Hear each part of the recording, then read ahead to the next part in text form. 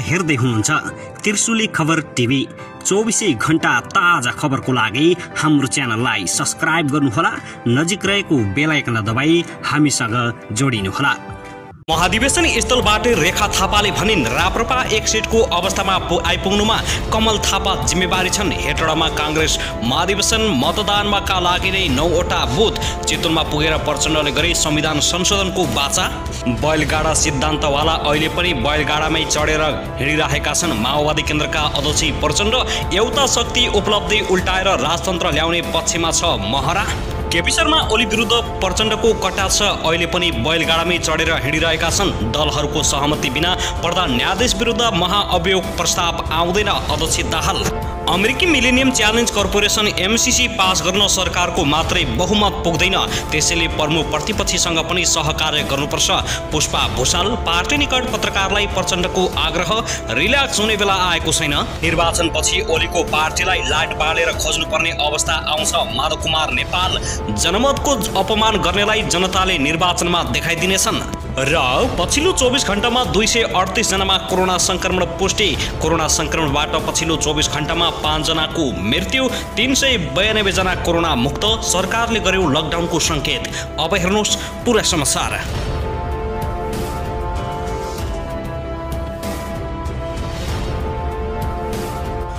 दर्शकबिन नमस्कार, तपाईहरुलाई हार्दिक स्वागत छ हाम्रो च्यानल त्रिशुली खबर टिभीमा। यदि हाम्रो च्यानललाई अहिलेसम्म सब्स्क्राइब गर्नु भएको छैन भने सब्स्क्राइब गरी नजिक रहेको बेल आइकन दबाई हामीसँग जोडिनुहोला। दर्शकबिन फेरि पनि हामी तपाईहरुमाझ निकै महत्त्वपूर्ण खबरका साथ उपस्थित भइसकेका छौं। यो भिडियोलाई अन्तिमसम्म हेरी हामीलाई साथ दिनुहोला। दर्शकबिन हाम्रो मेहनतको लागि एउटा सानो लाइक गर्न भने नभुल्नुहोला। कहाँदेखि हेर्दै हुनुहुन्छ, के भन्न चाहनुहुन्छ, आफ्नो मनमा लागेका प्रतिक्रियाहरू पनि अवश्य पनि राख्नुहोला। पछिल्लो समयमा कोरोना संक्रमण दिन प्रतिदिन बढ्दै गएको भन्दै सरकारले लकडाउनको संकेत देखाएको छ। के कोरोनाको समाधान भनेकै लकडाउन हो त? यदि हो भने हो लेख्नुहोला, होइन भने लकडाउन गर्नु हुँदैन लेख्नुहोला। दर्शकबिन अब लागौं पहिलो खबरतर्फ। नेपालमा शनिबार 238 जनामा कोरोना संक्रमण पुष्टि भएको छ। देशभर गरिएको 5295 जनाको पीसीआर परीक्षणका क्रममा 220 जना र 1502 जनाको एन्टिजेन परीक्षणका क्रममा 18 जनामा कोरोना संक्रमण पुष्टि भएको स्वास्थ्य तथा जनसङ्ख्या मन्त्रालयले जानकारी दिएको हो। यो सँगै नेपालमा कोरोना संक्रमितको कुल संख्या 9,17,979 पुगेको छ। त्यस्तै कोरोनाका कारण थप 5 जनाको मृत्यु भएको मन्त्रालयले बताएको हो। हालसम्म नेपालमा कोरोना संक्रमणका कारण 11,540 जनाले ज्यान गुमाएका छन्। त्यस्तै थप 392 जना संक्रमित पछिल्लो 24 घण्टामा निको भएर घर फर्किएका छन् भने नेपालमा 8,04,108 संक्रमित निको भएका छन्। हाल नेपालमा 6,744 जना सक्रिय संक्रमित आइसोलेसन र 98 जना क्वारेन्टाइनमा रहेको स्वास्थ्य तथा जनसङ्ख्या मन्त्रालयले बताएको छ।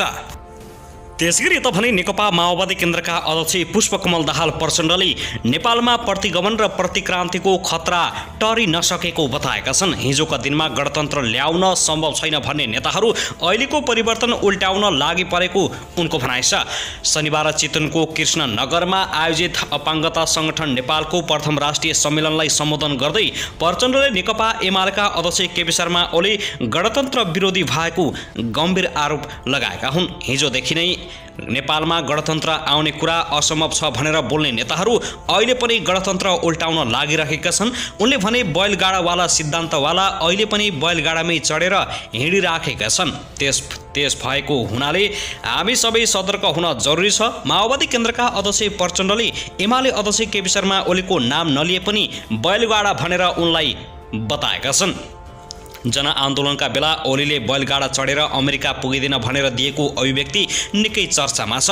गत वर्ष संविधान मिच्ने, कुल्चिने प्रवृत्ति र तत्त्व विरुद्ध देशव्यापी आन्दोलन गरिएको र विजय भएको उल्लेख गर्दै प्रचण्डले यो अन्तिम विजय भने नभएको बताएका छन्। अझै पनि संघीय लोकतान्त्रिक गणतन्त्र सुदृढ भइसकेका छैन उनले भने। त्यसैले हामी सबै चनाखो बस्नुपर्ने, सबै सचेत हुनुपर्ने, हामी सबै आन्दोलित भइराख्नुपर्ने, हामीले खबरदारी गरिराख्नुपर्ने आवश्यक छ उनको भनाइ छ। दर्शकबिन त्यसैगरी यता भने नेकपा एकीकृत समाजवादीका अध्यक्ष माधव कुमार नेपालले आगामी निर्वाचनपछि नेकपा एमाले अध्यक्ष केपी शर्मा ओलीको पार्टीलाई लाइट बालेर खोज्नुपर्ने अवस्था आउने ठकुवा गरेका छन्। नेकपा एस अर्घाँचीको कार्यकर्ता भेलालाई आज शनिबार सम्बोधन गर्दै अध्यक्ष माधव कुमार नेपालले संविधान विपरीत दुई पटक संसदको विघटन गर्ने ओलीलाई जनताले निर्वाचनबाट देखाइदिने दाबी गरेका हुन्। जनमतको अपमान गर्नेलाई निर्वाचनमा जनताले देखाइदिन्छन्। उनले भने तपाईहरू पनि भरमा नपर्नुहोस्। अस्ति भर्खरै सम्पन्न राष्ट्रिय सभाको निर्वाचनमा रामबहादुर थापासँग कलम चिन्हका स्वतन्त्र उम्मेद्वार खेमलाल देवकोटाले पराजित गरेको स्मरण गराउँदै कलम चिन्हको विजय यात्रा सुरु भइसकेको उनको भनाइ छ। संविधानको रक्षा गर्दै संसद जोगाउने शक्तिहरू निर्वाचनसम्म एकै ठाउँमा रहने दावी गर्दै पूर्व प्रधानमन्त्री समेत रहेका नेपालले निर्वाचनबाट एमाले पार्टी पत्तासाफ हुने ठोकुवा गरेका छन्। ओलीको दम्भ, घमण्ड, सर्वसत्तावाद प्रवृत्तिले केन्द्रीय सरकार लगायतका सबै प्रदेश सरकार ओलीले गुमाएको उनको भनाइ छ। उनले संविधान बचाउने गठबन्धनको प्रधानमन्त्री शेरबहादुर देउबा नेतृत्वको सरकारलाई भ्रष्टाचारको छानबिन गर्न आग्रह समेत गरेका छन्। नेता नेपालले सरकारमा बस्नेले गलत बाटोमा जान छुट नभएको उल्लेख गर्दै भ्रष्टाचार गर्नेलाई जोसुकै भए पनि कारबाहीको दायरामा ल्याउनुपर्ने नेपालको भनाइ छ। सुकी नेपाली समृद्ध नेपाल बनाउने अभियानमा पार्टी लागेकाले सबै नेता कार्यकर्ताहरू यसमा हातेमालो गर्न नेपालले निर्देशन दिएका छन्। पार्टी बिस्तारै मजबुत हुँदै गएको दावी गर्दै उनले नेता कार्यकर्तालाई आफ्नो तह र जिम्मेवारीलाई अवलम्बन गर्न समेत निर्देशन दिएका छन्। 5 दलको गठबन्धन सरकार भएको जस्तै अब हुने राष्ट्रिय सभा, स्थानीय तह, प्रदेश र प्रतिनिधि सभाको निर्वाचनमा गठबन्धन सरकारमा रहेका दल लगायत अरू दलसँग पनि सुमधुर सम्बन्ध राख्दै सहमति गरेर अगाडि बढ्ने उनको भनाइ छ। दर्शकबिन त्यसैगरी यता भने राष्ट्रिय प्रजातन्त्र पार्टी राप्रपाकै नेत्री रेखा थापाले पार्टी जीर्ण अवस्थामा आइपुग्नुमा कमल थापा जिम्मेवार रहेको आरोप लगाएका छिन्। महाधिवेशन स्थलमा पत्रकारहरूसँग कुरा गर्दै कमल थापाकै कारण राप्रपा 33 सिट 22 सिट हुँदै 1 सिटको अवस्थामा आइपुगेको बताएकै हुन्। उनले कमल थापाको हतोत्साहित मनस्थिति, पुरातन सोच र एकलौटी प्रवृत्तिका कारण राप्रपामा युवा नेताहरूको अभाव भएको समेत बताएकै छिन्। आफै खाउँ आफै लाउँ र शासकीय प्रवृत्तिबाट अगाडि बढ्नु भएको नेता भन्ने कुरा यहीबाट बुझियो। अभिनेत्री समेत रहेकी रेखा थापाले भनिन्, किन आज पार्टी कोल्याक्स भयो, किन यति जीर्ण अवस्थामा छ, यो सब कमल थापाको कारण हो उनले भनेकी छिन्। रेखा थापाले कमल थापाले कुन्ती कुमारी साईलाई मात्र अगाडि बढाउन खोजेको, अन्य नेत्रीहरूलाई सिन्डिकेट लगाएको आरोप समेत लगाएकी छिन्। अरू महिला नेत्री चाहिँ उहाँको लागि केही पनि होइन, सिर्फ एउटै नेत्री उहाँको लागि प्रियतम, प्रियसी, प्रिय पात्र हुन्छ भने अरू नेत्रीहरू चुप लागेर बस्छन् भन्ने उल्लेख प्रश्न गरेकी छिन्। कमल थापाको कार्यकर्ता त म पनि हो नि, अनि हामीलाई सिन्डिकेट लगाउने उनको प्रश्न रहेको छ। थापाले अन्य 2 अध्यक्षहरूले पुनः अध्यक्षमा दाबी नगर्दा कमल थापाले अस्वीकार गर्नुमा समेत प्रश्न गरेकी छिन्। युवा नेतृत्व अगाडि बढ्छु भनिरहँदा उनले त आशीर्वाद दिनुपर्ने होइन, 2-2वटा नेताले त त्याग्नुभयो, उहाँलाई लाज लाग्दैन भन्दै आक्रोश भएकी छिन्।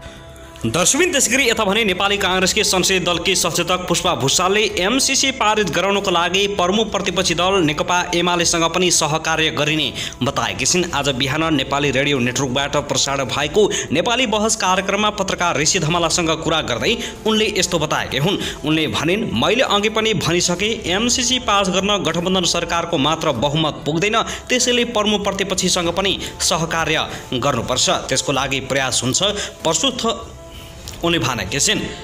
सरकारको आफ्नो तयारीको साथ संसद अधिवेशन प्रारम्भ भइरहेको छ। अब मूल मुद्दा भनेको हिजोको समयमा सरकारले गर्नुपर्ने कामहरू जुन बाँकी रहेका थिए ती कामहरू गर्नुपर्ने उनको भनाइ छ। नागरिकता, निजामती सेवा सम्बन्धी लगायतका धेरै त्यस्ता विधेयकहरू रहेका छन् जसले आम जनताको जीवनस्तरलाई माथि उकास्ने र अधिकार दिने काम गर्छन्। साथै संघीयतालाई कार्यान्वयन गर्नुपर्ने विषयका जति पनि विधेयकहरू रहेका छन् ती विधेयकहरूलाई संसदमा ल्याउने तयारी पनि भइरहेको उनको भनाइ छ। यसैगरी संवैधानिक प्रक्रिया बमोजिम अध्यादेशलाई प्रस्तुत गर्ने पनि कुरा चलेको छ। नागरिकता वितरण सम्बन्धी सुकुम्बासीहरूलाई पनि भूमि दिनको लागि सुकुम्बासी आयोगको गठन गर्ने कुरालाई पनि गम्भीर ढङ्गले अगाडि बढाउने सरकारले तयारी थालेको छ। अब अहिलेको अवस्थामा गठबन्धनको सरकार भएको हुँदा सबै दलसँग छलफल गरेर अन्य विभिन्न विषय पनि छन्, ती विषयलाई पनि प्रस्तुत गर्नेछौँ भुसालले भनेका छिन्।